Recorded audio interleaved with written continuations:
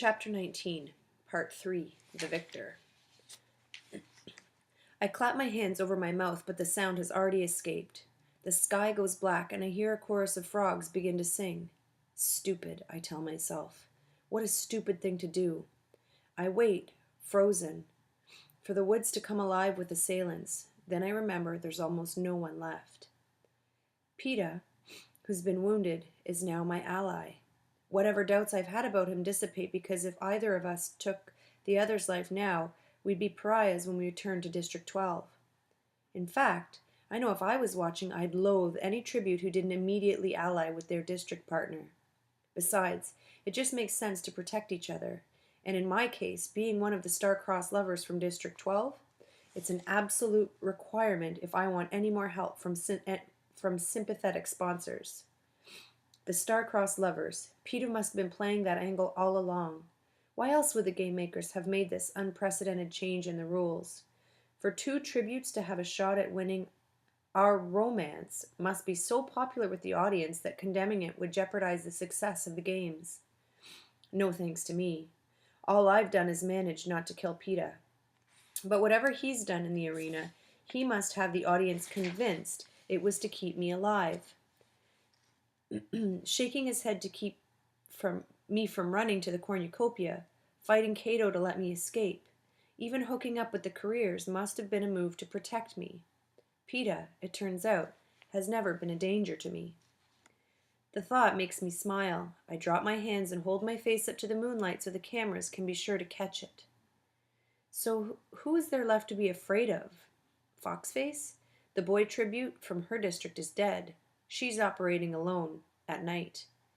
And her strategy has been to evade, not attack.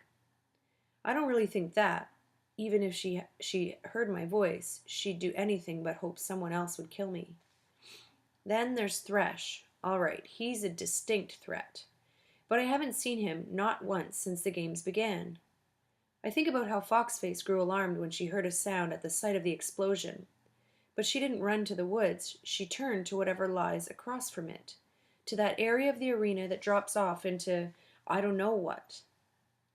I feel almost certain that the person she ran from was Thresh, and that was his domain.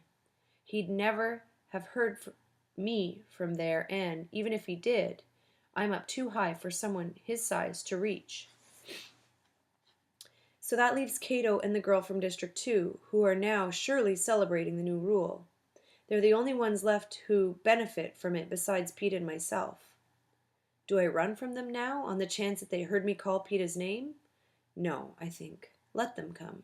Let them come with their night vision glasses and their heavy branch-breaking bodies, right into the range of my arrows.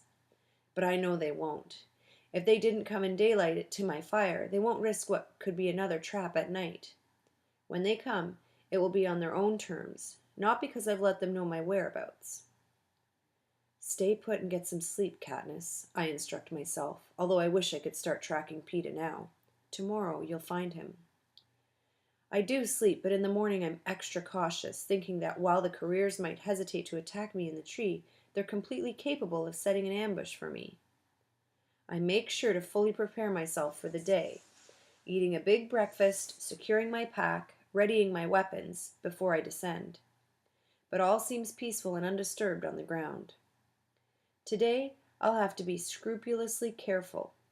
The careers will know I'm trying to locate Peeta.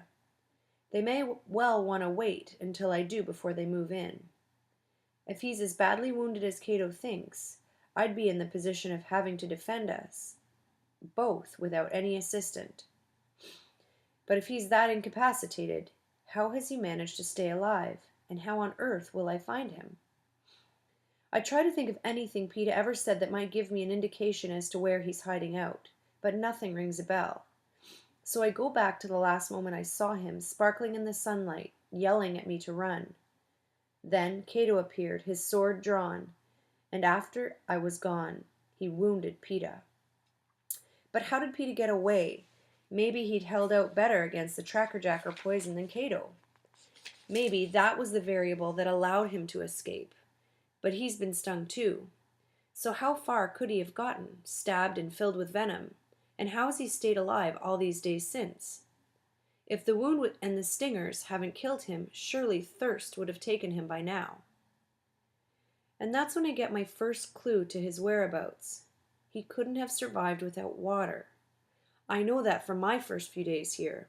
He must be hidden somewhere near a source. There's the lake, but I find that an unlikely option since it's so close to the career's base camp. A few spring-fed pools, but you'd really be a sitting duck at one of those. And the stream, the one that leads from the camp Rue and I made all the way down near the lake and beyond. If he stuck to the stream, he could change his location and always be near water. He could walk in the current and erase any tracks. He might even be able to get a fish or two. Well, it's a place to start anyway. To confuse my enemies' minds, I start a fire with plenty of green wood. Even if they think it's a ruse, I hope they'll decide I'm hidden somewhere near it, while in reality, I'll be tracking PETA. The sun burns off the morning haze almost immediately, and I can tell the day will be hotter than usual. The water's cool and pleasant on my bare feet as I head downstream. I'm tempted to call out PETA's name as I go, but decide against it. I will have to find him with my eyes, and one good ear, or he will have to find me. But he'll know I'll be looking, right? He won't have so low of an opinion of me as to think I'd ignore the new rule and keep to myself, would he? He's very hard to predict, which might be interesting under different circumstances, but at the moment only provides an extra obstacle. It doesn't take long to reach the spot where I peeled off to go to the careers camp. There's been no sign of PETA, but this doesn't surprise me. I've been up and down this stretch 3 times since the Tracker Jacker incident. If he were nearby, surely I'd have some suspicion of it. The stream begins to curve to the left into a part of the woods that's new to me. Muddy banks covered in tangled water plants lead to large rocks that increase in size until I begin to feel somewhat trapped. It would be no small matter to escape the stream now, fighting off Cato and Thresh as I climbed over this rocky terrain. In fact, I've just about decided I'm on the wrong track entirely, that a wounded boy would be unable to navigate getting to and from this water source, when I see the bloody streak going down the curve of a boulder. It's long dried now, but the smeary lines running side to side suggest someone who perhaps was not fully in control of his mental faculties tried to wipe it away.